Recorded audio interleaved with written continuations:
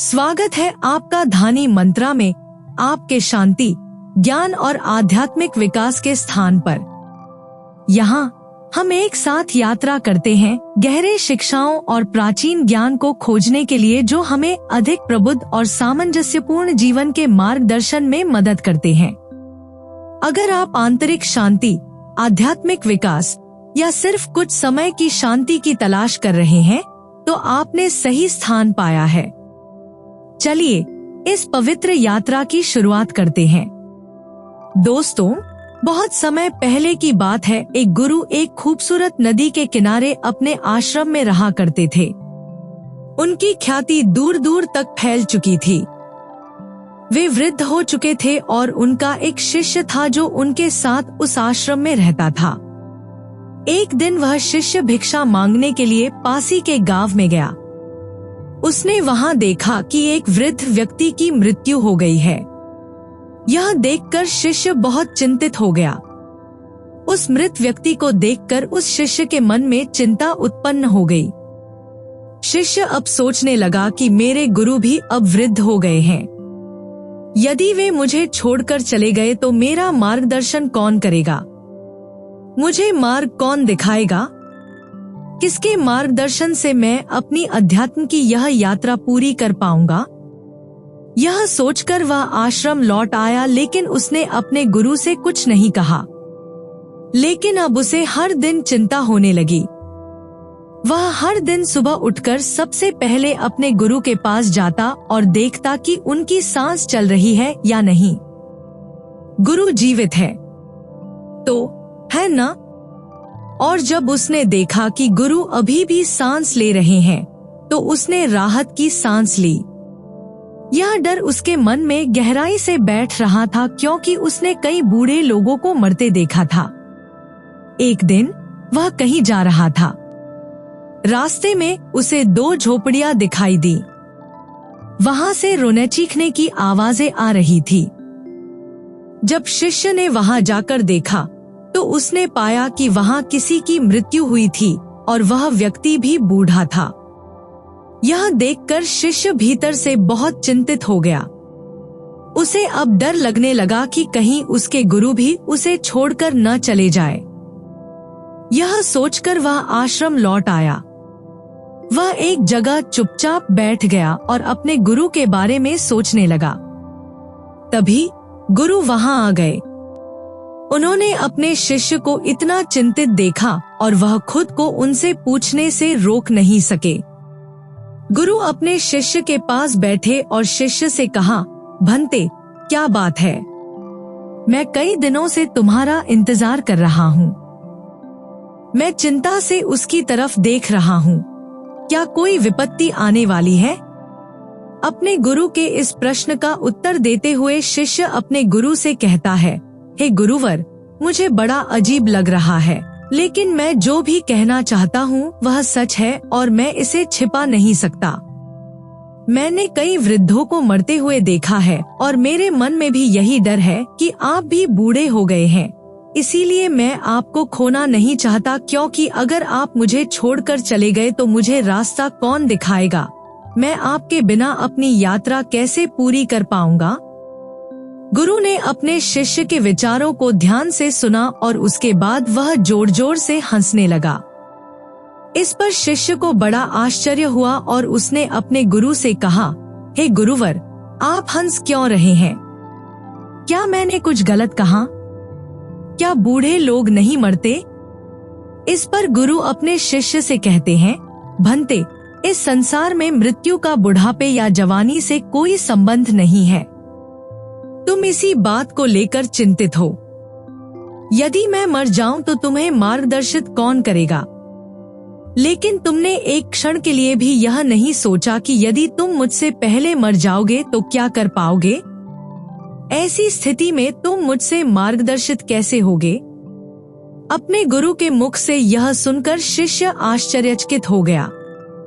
वह एकदम स्तब्ध रह गया और मन ही मन सोचने लगा कि मैंने इस बारे में नहीं सोचा। गुरुवर सत्य बोल रहे हैं। मैं सोच रहा था कि केवल वृद्ध लोग ही मरते हैं, लेकिन वास्तविकता यह है कि बच्चे और युवा भी मरते हैं और ऐसी स्थिति में यदि मैं अपने गुरु से पहले मर जाऊं तो मैं मार्गदर्शित कैसे हो पाऊंगा? मैं अपनी मंजिल तक कैसे पहुंच पाऊंगा? अब से उस शिष्य के मन में केवल एक ही बात चलने लगी और वह यह कि यदि वह अपने गुरु से पहले मर गया तो मरने से पहले उसे क्या पता चलेगा, मरने से पहले उसे क्या हासिल होगा। वह सोच रहा था कि आज तो जीवन अनिश्चित है, लेकिन कौन जानता है कि अगले क्षण यह जीवन होगा या नहीं, या उसे जीवन के बारे में कुछ पता चलेगा भी या नहीं। जीवन अनिश्चित है। वशिष्ठ जी बैठे बैठे यह सब सोच रहे थे कि तभी रात हो गई और गुरुजी सोने के लिए अपने कमरे में चले गए। शिष्य भी सोने की कोशिश कर रहा था, लेकिन इस विचार ने उसके मन में इतनी उथल पुथल मचा दी थी कि वह सो नहीं पा रहा था। वह बेचैन था। आधी रात को शिष्य अपने बिस्तर से उठा और अपने गुरु के पास गया। उन्हें जगाने के बाद शिष्य गुरु से कहता है, हे गुरुवर, यह जीवन अनिश्चित है। मुझे नहीं पता कि मैं कल सूरज देख पाऊंगा या नहीं, और जीवन के बारे में कुछ भी नहीं कहा जा सकता है।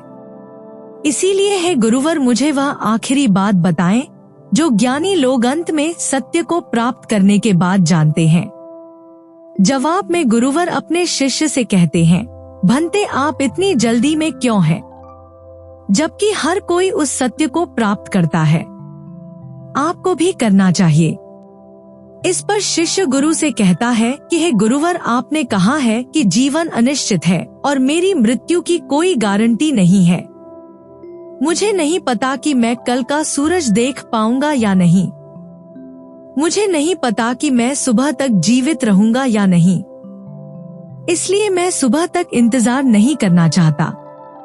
आप मुझे वह बात अभी और इसी क्षण बता दीजिए। मैं वह आखिरी बात जानना चाहता हूँ जो बुद्धिमान लोग अपने जीवन के अंत में जानते हैं। कम से कम मृत्यु के समय मुझे यह संतुष्टि तो होगी कि कम से कम मुझे पता है कि अंत में क्या है। इस पर गुरु अपने शिष्य से कहते हैं कि ठीक है, यदि तुम यही जानना चाहते हो तो मैं तुम्हें यह बात जरूर बताऊंगा, लेकिन आज नहीं, आज से 3 दिन बाद। इस पर वशिष्ठ कहते हैं, लेकिन हे गुरुवर, मुझे यह भी नहीं पता कि मैं सुबह का सूरज देख पाऊंगा या नहीं, और आप मुझे 3 दिन इंतजार करने को कह रहे हैं। इसके उत्तर में गुरु अपने शिष्य से कहते हैं कि भंते, यदि तुम वह बात जानना चाहते हो, अतः तुम्हें 3 दिन तक प्रतीक्षा करनी होगी। उससे पहले मैं तुम्हें वह बात नहीं बता सकता। शिष्य किसी तरह मान जाता है और वह अपने गुरु से कहता है, ठीक है गुरुवर, यदि आप कहते हैं तो मैं 3 दिन तक प्रतीक्षा कर लेता हूँ, लेकिन उसके बाद तुम्हें मुझे वह बात बतानी होगी। आगे गुरुवर अपने शिष्य से कहते हैं, भंते, मैं तुम्हें वह बात अवश्य बताऊंगा, लेकिन मेरी एक शर्त है। इस पर वशिष्ठ कहते हैं, हे गुरुवर, मैं सभी शर्तें मानने को तैयार हूँ, बताओ तुम्हारी क्या शर्त है। इस पर गुरुवर अपने शिष्य से कहते हैं, भंते, जब तक तुम उस बात को नहीं जान लेते तब तक तुम्हारे गले से एक बूंद भी पानी के नीचे नहीं जाना चाहिए, अन्यथा तुम उस बात को कभी नहीं जान पाओगे। शिष्य गुरु की बात मान लेता है और मन ही मन बहुत खुश होता है कि कम से कम 3 दिन बाद तो उसे वह बात पता चल ही जाएगी, और अब वह तीसरे दिन का इंतजार करने लगा। और उसके गुरुवर ने उसे पानी पीने से मना किया था, इसलिए उसने पानी पीना छोड़ दिया। गर्मी का समय था, किसी तरह उसने पहला दिन बिना पानी के बिता दिया, लेकिन अगले दिन उसकी प्यास बढ़ गई। उसे बहुत प्यास लग रही थी। किसी तरह वह अपने आप पर काबू पाने की कोशिश कर रहा था और जल्द ही रात हो गई। दूसरा दिन खत्म होने वाला था, लेकिन उससे पहले ही वह प्यास सहन नहीं कर पा रहा था। उसका गला पूरी तरह सूख चुका था और उसे बहुत प्यास लगी थी। वह पानी पीना चाहता था और अब उससे प्यास सहन नहीं हो रही थी। इसलिए वह अपने गुरु के पास गया और अपने गुरु से कहा, हे गुरुवर, मुझे बहुत प्यास लगी है, क्या मैं थोड़ा पानी पी सकता हूँ? इसके जवाब में गुरुवर ने अपने शिष्य से कहा, भंते, यदि आप वह अंतिम बात जानना चाहते हैं तो पानी मत पीना। यदि आप पानी पीते हैं तो मैं आपको वह बात नहीं बता पाऊंगा।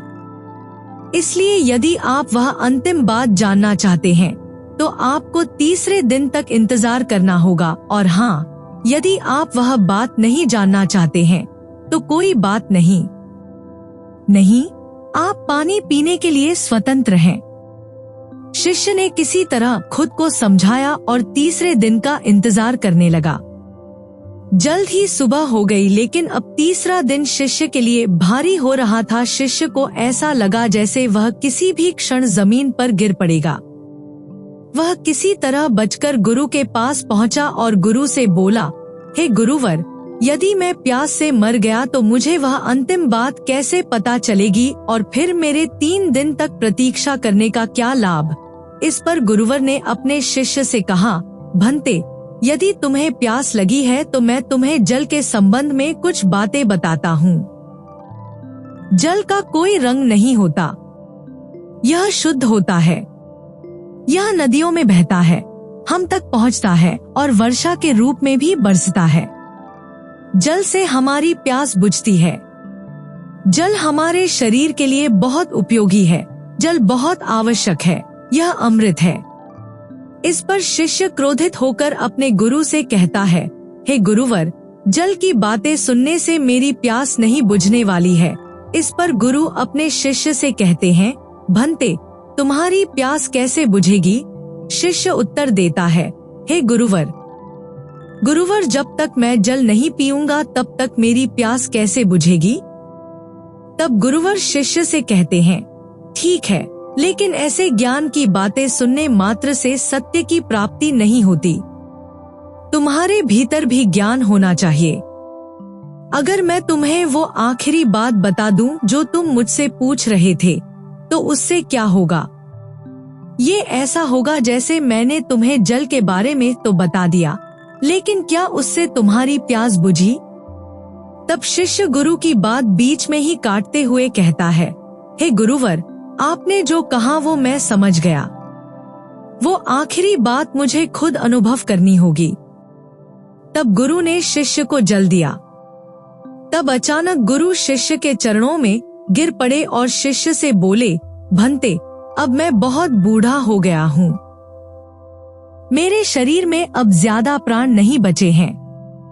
मेरे शरीर में वो प्राण नहीं बचे हैं।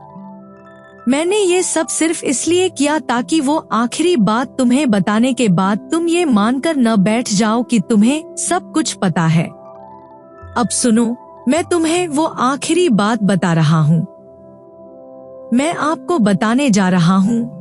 ध्यान से सुनिए, लेकिन मेरी एक बात हमेशा याद रखिए, जब तक आप खुद इस बात का अनुभव नहीं कर लेते ये बात आपके लिए सिर्फ बात ही रहेगी। आपको इससे कोई फायदा नहीं मिलने वाला। लेकिन उससे पहले ये जान लीजिए कि इस दुनिया में जितनी भी बातें कही गई हैं, वो सिर्फ बात बढ़ाने के लिए हैं। जब कोई कुछ भी कहता है तो उसमें से कई बातें निकलती हैं। हर इंसान अपनी समझ के हिसाब से बात को समझता है और कहता है। इस तरह एक से कई बातें निकलती हैं और इसीलिए इस दुनिया में सच कहने की कोई भाषा नहीं है, कोई बात नहीं है, सिर्फ सच है जो आखिरी चीज है जो कहीं नहीं जा सकती, क्योंकि सच एक ही है और वो हर स्थिति या हालात में एक जैसा ही होता है। जैसे जब आपको प्यास लगी थी तो वो प्यास पानी पीकर ही बुझ सकती है, ना कि उसकी बातें सुनकर। जब आपको प्यास लगी थी तभी आप उसका अनुभव जान सकते हैं, लेकिन पानी की कई बातें हो सकती हैं। इसीलिए मैं आपको वो आखिरी बात बताने जा रहा हूँ। इसे ध्यान से सुनो और इसका अनुभव करने की कोशिश करो। तब गुरुवर अपने शिष्य से कहते हैं, भंते, वह अंतिम बात जो ज्ञानी पुरुष अंत में जानता है। इतना कहकर गुरुवर चुप हो गए। तब शिष्य गुरुवर से कहता है, गुरुवर, मुझे बताइए, मैं सुन रहा हूँ। मुझे बताइए क्या बात है। शिष्य कई बार एक ही बात दोहराता रहा, लेकिन उसके गुरु ने कुछ नहीं कहा। उस दिन के बाद गुरु के मुंह से एक भी शब्द नहीं निकला। कई दिन बीत गए लेकिन अब शिष्य को समझ में नहीं आ रहा था कि उसके गुरु को क्या हो गया है। वह ऐसा क्यों कर रहे हैं?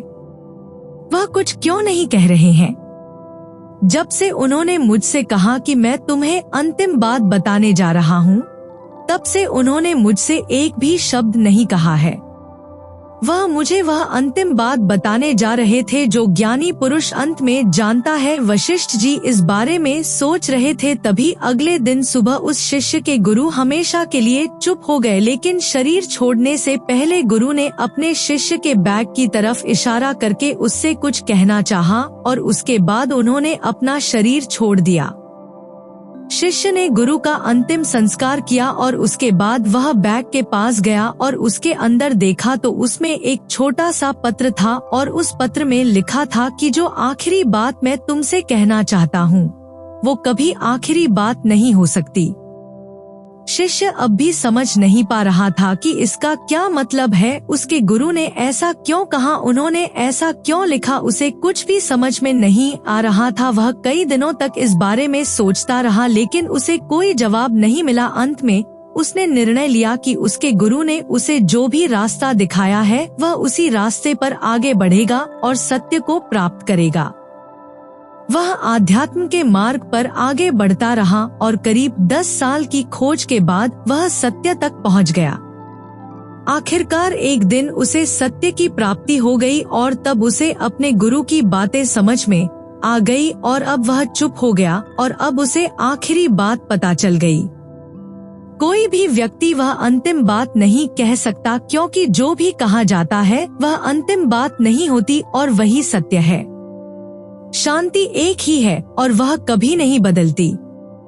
फिर भी अगर मैं आपको वह अंतिम बात बताऊंगा तो जैसे ही मैं कहूंगा, इस वीडियो को देखने वाले और मेरी बात सुनने वाले सभी लोग अलग अलग बातें कहेंगे और वह सत्य नहीं होगा।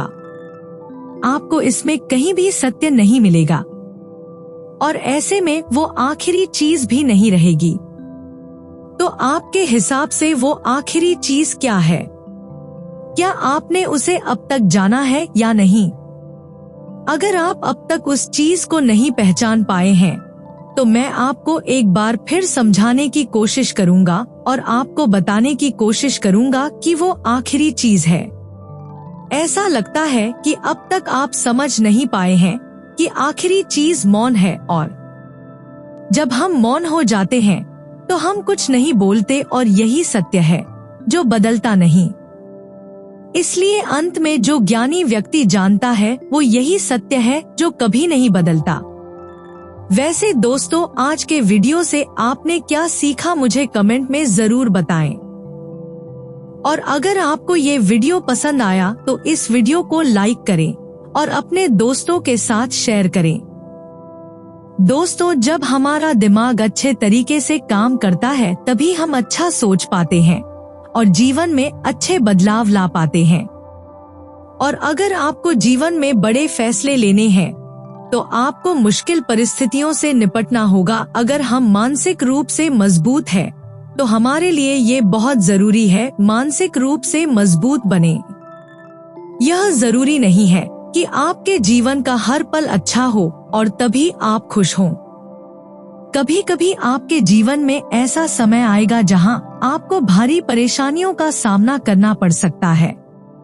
ऐसी स्थिति में कई बार ऐसा होता है कि व्यक्ति परेशानियों का सामना करते हुए अपने कठिन परिस्थितियों से लड़ते हुए अपनी जान गंवाने लगता है। लेकिन वहीं दूसरी ओर जो व्यक्ति मानसिक रूप से मजबूत होता है वह इन कठिन परिस्थितियों से बाहर जरूर निकल आता है। तो दोस्तों, आज के इस वीडियो में हम चर्चा करने वाले हैं कि हम अपने कठिन समय से कैसे बाहर आएं।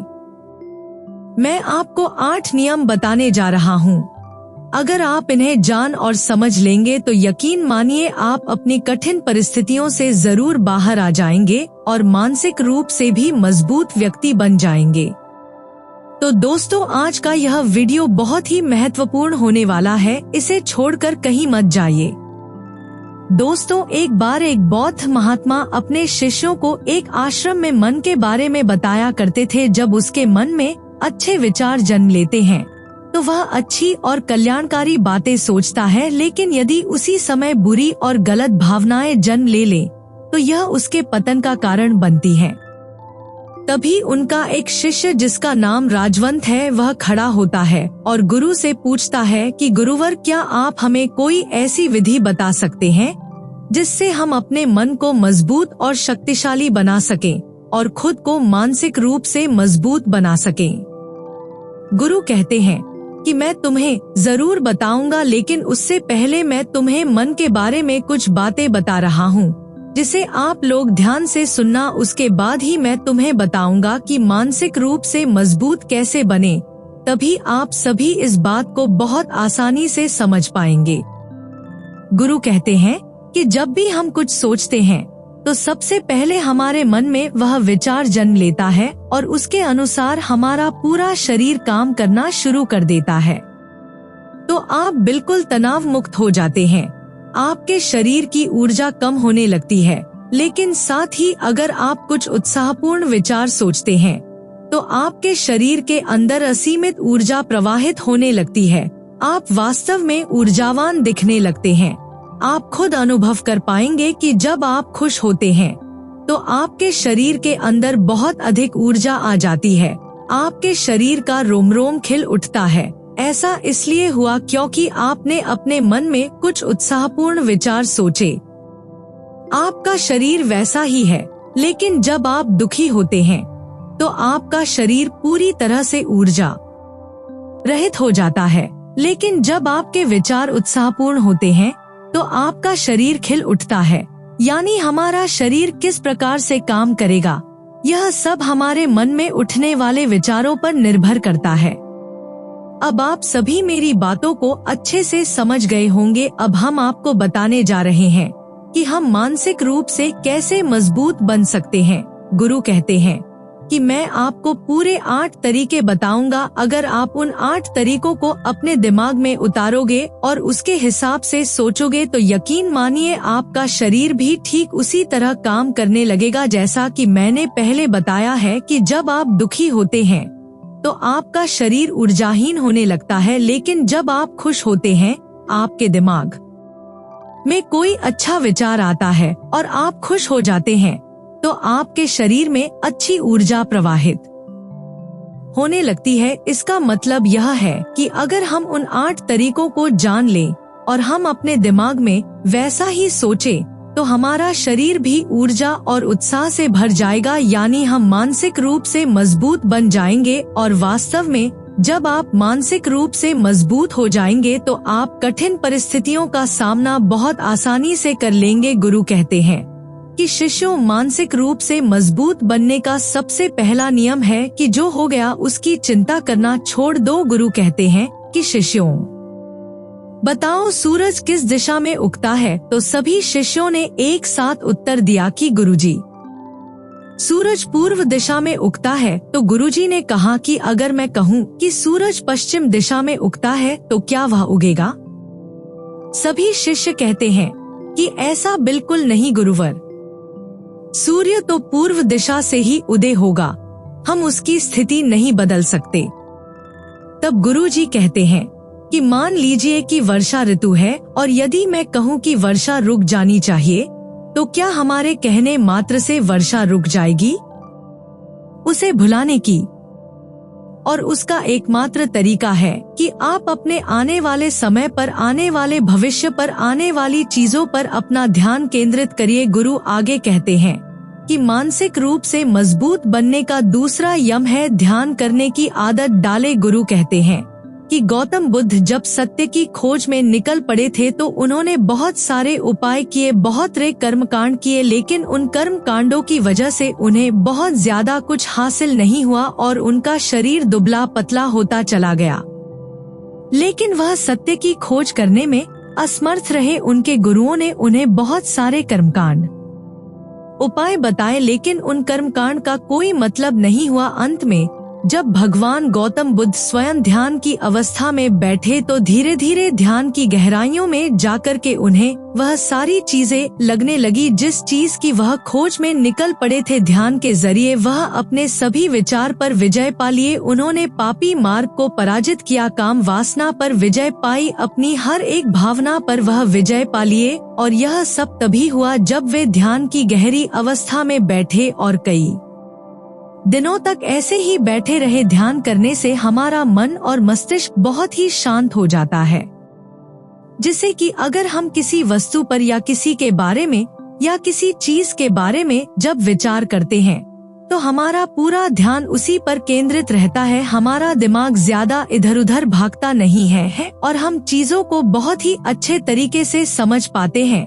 ध्यान ही एक ऐसा तरीका है जो आपको हर तरीके से आपके दिमाग को मजबूत बनाता है। बौद्ध भिक्षु अगर किसी बात पर ज्यादा जोर देते हैं तो वह ध्यान की प्रक्रिया पर ध्यान में कई घंटे तक बैठे रहते हैं, जिससे उनका दिमाग बहुत ही शांत रहता है, उनका मन बहुत ही शांत रहता है। और जिसका मन शांत रहता है वही किसी भी चीज पर अच्छी तरीके से विचार कर सकता है, अर्थात वह मन और मस्तिष्क दोनों से मजबूत होता चला जाता है। ध्यान करने से आपकी सारी वासनाएं आपके नियंत्रण में रहेंगी। आप अपनी इच्छा अनुसार अपनी वासना को अपने वश में किए रहेंगे। गुरु आगे कहते हैं कि मानसिक रूप से मजबूत बनने का तीसरा नियम है बहुत ज्यादा किसी से उम्मीद मत रखना। गुरु ने कहा कि तुम सब अपनी मर्जी से जन्म लिए हो, अपनी मर्जी से ही गर्भ का चुनाव किए हो, लेकिन इंसान जन्म लेने के बाद वह यह सब भूल जाता है कि उसे क्या करना क्या नहीं, वह किस लिए जन्म लिया था। और जन्म लेने के बाद वह तमाम तरह की वासनाओं से ग्रसित हो जाता है। इस संसार की मोह माया में वह बहुत ज्यादा परेशान हो जाता है, वह खुद को जान ही नहीं पाता, वह खुद को भूल जाता है। और यही वजह रहती है कि वह तरह तरह के लोगों से अपनी बहुत ज्यादा उम्मीदें लगा बैठता है। उम्मीदें दुख का कारण बनती है। जिस भी व्यक्ति वस्तु से आपकी उम्मीदें ज्यादा बढ़ जाएंगी, आने वाले समय में सबसे ज्यादा दुख आपको उसी से मिलने वाला है, क्योंकि उम्मीद पर होती है दुख भी वहीं पर होती है। क्योंकि आप किसी से बहुत ज्यादा उम्मीद लगा लिए और वह व्यक्ति आपकी उम्मीदों पर खरा नहीं उतरा तो सबसे ज्यादा दुख आपको उसी से होने वाला है। क्योंकि जब उम्मीद टूटती है तो दुख बहुत ज्यादा होता है। इसलिए इस सांसारिक भौतिक जीवन में बहुत ज्यादा उम्मीद और बहुत ज्यादा मोह किसी भी व्यक्ति से मत करना। तभी एक शिष्य उठ खड़ा होता है और कहता है कि हे गुरुवर, हम बिना उम्मीद से बिना आशा से कैसे जी सकते हैं। हम सबके मन में रहता है कि मुझे यह चीज करनी है, मुझे वह चीज करनी है, मुझे जीवन में ऊंचाइयों को हासिल करना है। बिना उम्मीद के तो हम लोग जीवन में आगे बढ़ ही नहीं सकते। गुरु ने कहा कि कुछ पाने की लालसा, कुछ बड़ा बनने की लालसा जीवन में जरूर आपको ऊंचाइयों तक ले जाएगी। कुछ बड़ा बनने के लिए लालसा खुद से होती है, ना कि किसी व्यक्ति वस्तु विशेष से। मैं यहाँ पर लोगों के बारे में बात कर रहा हूँ कि अगर तुम यह सोचो कि मेरा दोस्त मेरे साथ हमेशा खड़ा रहेगा या मेरे लिए मेरे साथ हमेशा खड़ा रहेगा, या आप जो सोचे वह सामने वाला इंसान आपके लिए वैसा करे, तो यह सभी चीजें बहुत ज्यादा उम्मीद और मोह को बढ़ावा देती है। बहुत ज्यादा उम्मीद किसी से मत रखना। खुद से उम्मीद रखोगे तो दुख बहुत ज्यादा नहीं होगा, लेकिन अगर दूसरों से उम्मीद रखोगे और वह उम्मीद पूरी नहीं हुई तो दुख बहुत ज्यादा होगा। कई बार होता है कि माता पिता जो अपने जीवन में हासिल नहीं कर पाए, वह चाहते हैं कि वह चीज उनके बच्चे हासिल करें। वह सारा भार अपने बच्चों पर ला देते हैं, बच्चे उनके हिसाब से चले व उनकी उम्मीदों को पूरा करें। उन्होंने जो अपने जीवन में हासिल नहीं कर पाया वह काम अब उनके बच्चे करें। और लगभग इस समय तो सभी के माता पिता यही कह रहे हैं। बहुत कम लोग होते हैं जो लोग अपने बच्चों को स्वतंत्र रखते हैं। उन सभी से मेरी विनती है कि वे अपने बच्चों पर अपेक्षाओं का पहाड़ न ला दें। गुरु कहते हैं कि मानसिक रूप से मजबूत होने का चौथा नियम यह है कि किसी भी काम में पहली बार में ही असफल होने से मत डरो। गुरु आगे कहते हैं कि शिष्यों, अगर डर तुम्हारे ऊपर हावी हो गया तो तुम निश्चित रूप से असफल हो जाओगे। अपने जीवन में सबसे ज्यादा असफल वही व्यक्ति होता है जिसे अपने लक्ष्य को पाने का डर होता है। अगर तुम्हारे जीवन में डर बढ़ गया तो यह तुम्हें असफलता की ओर जरूर ले जाएगा, क्योंकि डर तुम्हारे आत्मबल को हिला देगा, तुम्हारे आत्मविश्वास को कमजोर कर देगा। और अगर तुम्हारा आत्मविश्वास कमजोर हो गया तो तुम अपने लक्ष्य को पाने में खुद को जरूर असमर्थ महसूस करोगे और यह असमर्थता तुम्हें असफलता की ओर ले जाएगी। इसलिए जब तुम अपने लक्ष्य को पाने के लिए जीवन में आगे बढ़ो तो अपने मन में किसी भी प्रकार का संदेह मत रखो कि मैं असफल हो जाऊंगा, ऐसा नहीं हुआ तो ऐसा होगा। ये सब बातें अपने मन में मत लाओ, क्योंकि ये सब बातें तुम्हें डर की ओर ले जाएंगी और जब डर बढ़ जाएगा तो तुम्हारे मन में कई तरह की शंकाएं पैदा होंगी। आपको घबराहट भी हो सकती है, आप सो नहीं पाएंगे और रात को बेचैनी महसूस करेंगे, क्योंकि आपका डर आपको असफलता की ओर ले जा रहा है। और जब असफलता का विचार आपके मन में आएगा तो आप और भी ज्यादा डरने लगेंगे। इसलिए जब आप जीवन में अपने लक्ष्य को प्राप्त करने के लिए आगे बढ़ें तो अपने मन में किसी भी तरह का संदेह न रखें, बस अपना काम करने पर ध्यान दें। जब आप काम करने पर ध्यान देंगे तो आपको डर नहीं लगेगा, क्योंकि आप अपने लक्ष्य को प्राप्त करने के लिए काम कर रहे हैं और आप उसके लिए एकजुट हैं।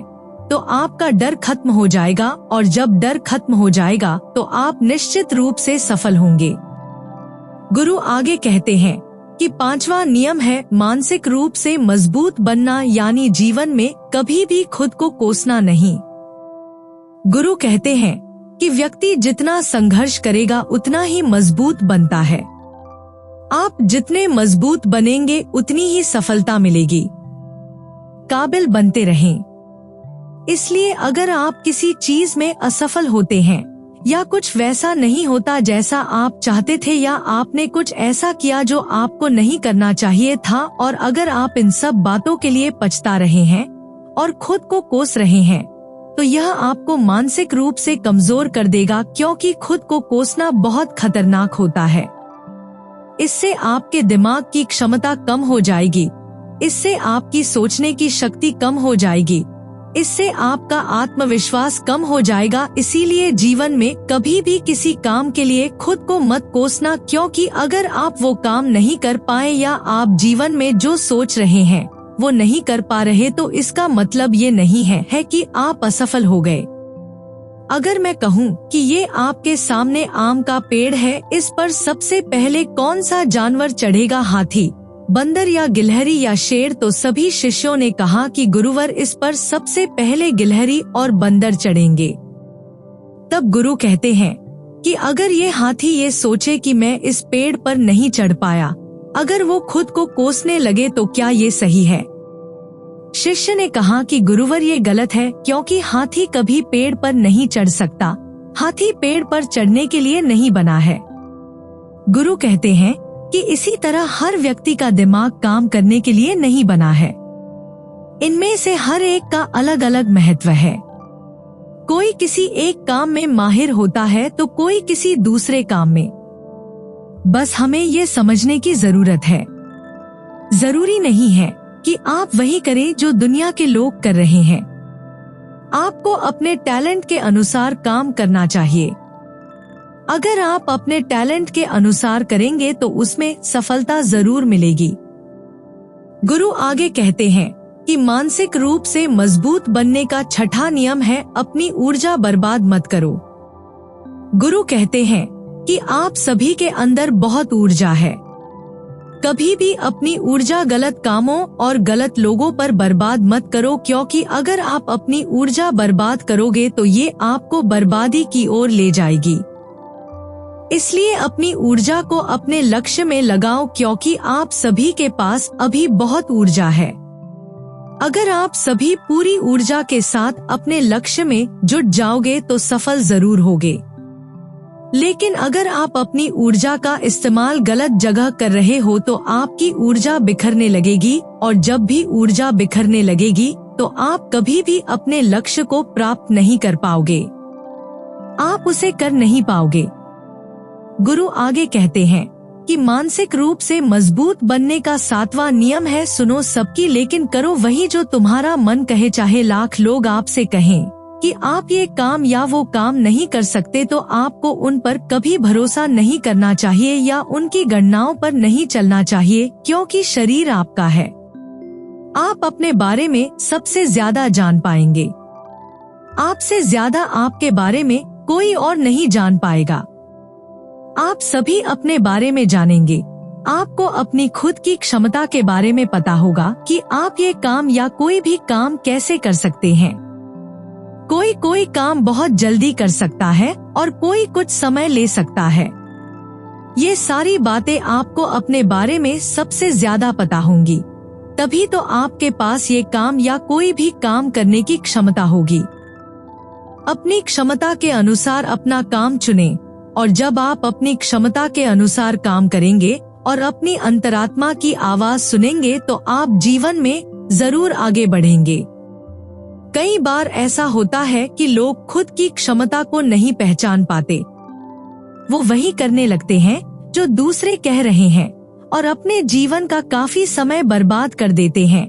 ऐसे लोग कभी भी अपने लक्ष्य को प्राप्त नहीं कर सकते, क्योंकि जो व्यक्ति खुद की क्षमता को नहीं पहचान पाएगा वो जीवन में कभी भी सफलता प्राप्त नहीं कर पाएगा।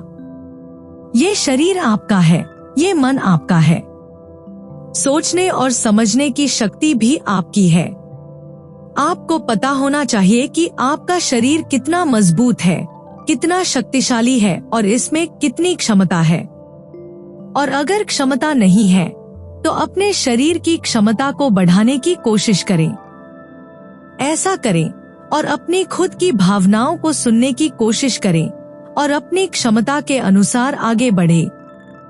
फिर गुरु आगे कहते हैं कि मानसिक रूप से मजबूत बनने का 8वां नियम है, कम बोलें और अपने काम पर ध्यान दें। गुरु आगे कहते हैं कि जो व्यक्ति बहुत अधिक बोलता है वह अपनी ऊर्जा को बर्बाद करता रहता है, क्योंकि जो अधिक बोलता है वह कम सोचता है, क्योंकि अगर उसने अपनी सारी ऊर्जा बोलने में खर्च कर दी तो वह सोचेगा कि उसे सोचने का समय नहीं मिला। लेकिन जो व्यक्ति कम बोलता है उसे सोचने के लिए अधिक समय मिलता है। और जब आप किसी चीज या किसी तत्व के बारे में अधिक सोचते हैं तो यह स्पष्ट है कि आपके दिमाग में कई विचार आएंगे और वे विचार आपको सफलता की ओर ले जाएंगे।